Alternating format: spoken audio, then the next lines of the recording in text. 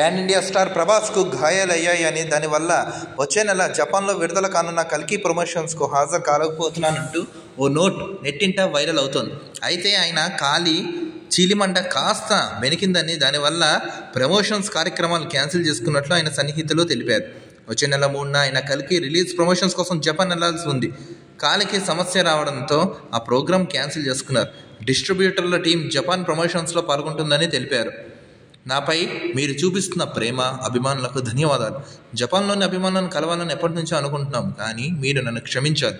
Movie షూటింగ్లో నా కాలికి స్వల్ప గాయం అవ్వడంతో రాలేకపోతుందని ప్రభాస్ పేర్కొన్న పోస్ట్ ప్రస్తుతం సామాజిక మాధ్యమాల్లో వైరల్ అవుతోంది. కల్కి 2898 AD 2025 జనవరి 3న జపాన్లో విడుదల కానుంది.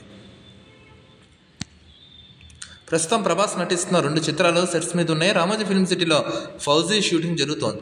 డ్రాగన్ ప్రకాష్ ఆధ్వర్యంలో యాక్షన్ సన్నివేశాలు చిత్రీకరిస్తున్నారు. అయితే 2 రోజులుగా ఆ సినిమా షూటింగ్ కూడా జరగట్లేదని తెలిసింది.